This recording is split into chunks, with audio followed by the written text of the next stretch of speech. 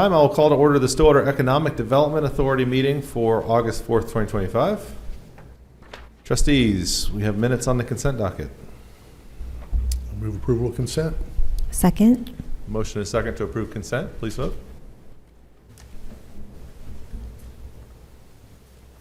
Consent docket is approved with a vote of 5-0.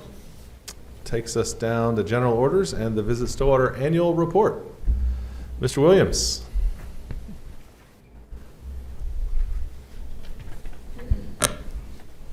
Thank you, Mayor and Vice Mayor, councilors. The executive director was trying to find somebody less qualified, but here I am. I appreciate the opportunity to present the Visit Stillwater annual report.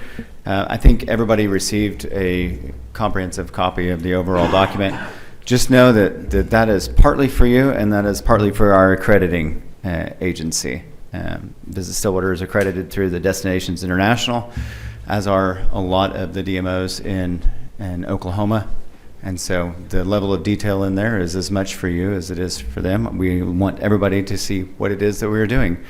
To that end, we manage a pretty comprehensive marketing and communications plan that includes dozens of publications, a website, tons and tons of microsites.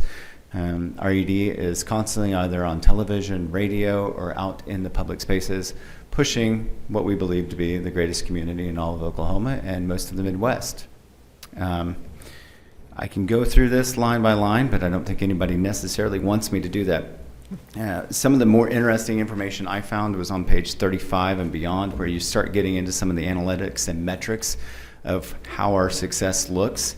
And one of the things I think it's important to mention to you that is not necessarily included in this report, whenever you start talking about what a visitor is to Stillwater, one of the things that isn't mentioned that I think is important is that if your phone has been in Stillwater for more than 2 weeks, you're no longer considered a visitor. So all the metrics that you see in here do not include our student base. And so it's kind of important to realize that we are not just marketing to students and using those metrics to bump up our numbers. When we say that we've got 42% of visitors in Stillwater, and that's a real number, and a 40% visitor spend, those are real numbers that do not include Oklahoma State University, except for the visitors it draws in.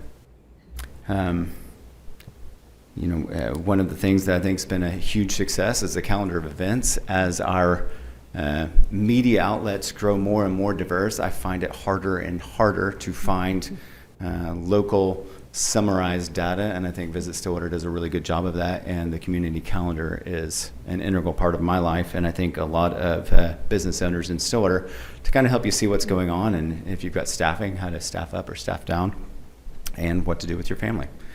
Some of the things that we're really excited about as we go forward, Block 34, we would love to pair up with them and help market that. Everybody was there this weekend, and I saw all of you there at one point or another. It's going to be a fantastic venue. We look forward to helping push that in any capacity that the City of Stillwater or the Board of Trustees over there needs us to do. We spent $120,000 last year in grants. A lot of those grants are to help host events in the City of Stillwater. That was something that was new to me whenever I got on the board, and I think the return on investment is remarkable. We have a complete application that we have anybody that wants a grant. They have to fill out. It has hotel room nights, guests, everything like that, and it truly is not even really remotely a match situation. A lot of times it's just a catalyst for economic development, and so I'm a huge fan of that.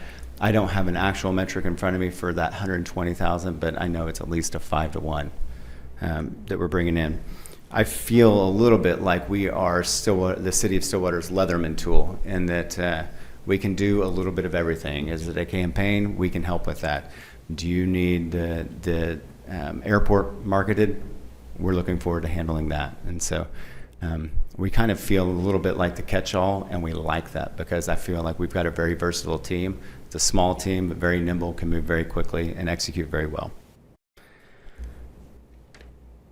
I've covered everything I wanted to say, but I'd be glad to stand for questions. Trustees, any questions?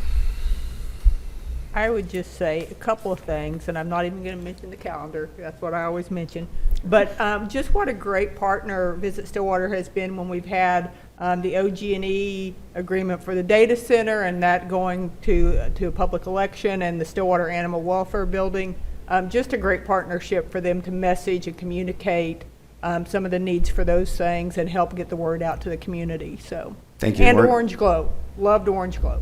I don't know if you're aware, Counselor, but the Orange Glow actually won a Redbud Award for a statewide Excellent. DMO award as the best marketing campaign in the state of Oklahoma. So we Excellent. feel pretty good about that. Yep. And we love the partnership, and we love the opportunity to continue to partner with the city. And it's about to kick off again. It is. It's that time. Yeah. As a business owner, I'm very excited about it. Christy was talking about Orange Glow in other places, like connecting away games to people connecting back to Stillwater, which I think is cool. I mean, it's not visiting Stillwater, but it's getting that connection of people who have spent time here before and say, hey, we're connecting with Stillwater, even if we're in Lawrence or Oregon or wherever we're going to be this year. So I think Eventually, that's those ties all come back. pretty cool. As long as the people come back with their money, that's. They usually do. I do appreciate the additional. I feel like this report over the last several years has gotten more and more data in it, and more of those metrics that are helpful to be able to sort of see, return on investment and how much impact visitor spending has on our community. So I appreciate that, and we can continue to encourage you all to add as much data as we can so that people can kind of see what the difference, visitor spending makes in Stillwater. We'd be glad to. And as you review this, if there's something that we've left off that you're curious about, please don't hesitate to reach out. I think too, one of the things I've learned over the last couple of years, as the data has been a little more prominent in the report, is where Visit Stillwater is, some of the tools that they're using to collect data and how that can inform us from a policy perspective, whether we're looking at short-term rentals and understanding the metrics associated with that, or how we might spend some of the visitors tax that's coming in. And I think I said this last time we were talking about Visit Stillwater, but they're just kind of the glue that holds a lot of the things together that we're doing as a community, a lot of the events and the different entities around town.